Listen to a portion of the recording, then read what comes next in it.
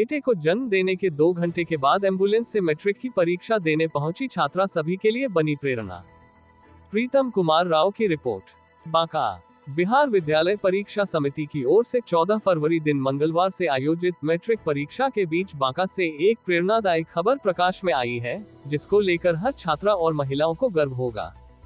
यहाँ मैट्रिक की एक छात्रा ने बच्चे को जन्म देने के कुछ ही देर के बाद परीक्षा में शामिल होकर अपना 1 साल बर्बाद होने से बचा लिया है। दरअसल जिले के चांदन प्रखंड मुख्यालय KMMKG उच्च विद्यालय में मैट्रिक की परीक्षा दे रही रुक्मिणी कुमारी 22 वर्ष गर्भवती अवस्था में ही परीक्षा दे रही थी।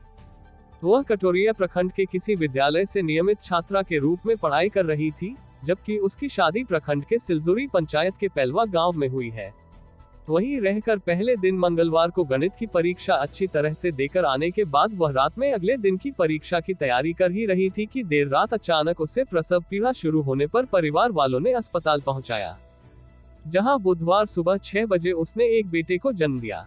बुधवार सुबह प्रथम पाली में उसका दूसरा पेपर विज्ञान था, इसलिए वह अपने चिकित्सक डॉक्टर भोलानाथ से परीक्षा देने के लिए इजाजत मांगने लगी। हालांकि चिकित्सक और परिजनों ने मना करते हुए काफी समझाया, लेकिन रुक्मिणी ने किसी की एक न मानी। फिर 2 घंटे पहले मां बनी रुक्मिणी को चिकित्सकों की सलाह पर एम्बुलेंस से परीक्षा केंद्र पहुंचाया गया, जहां चिकित्सकों की देखरेख में उसने विज्ञान की परीक्षा दी।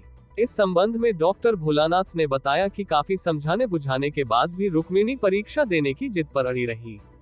उसके परीक्षा के प्रति उत्साह को देखकर ANM इंदु कुमारी, शिखा चौधरी, मालती कुमारी एवं रूपम कुमारी ने कड़ी मशक्कत के बाद ससमय प्रसव कराया और बेटे के जन्म होने की दोहरी खुशी प्राप्त कर रुक्मिणी परीक्षा देकर वह काफी खुश दिख रही है।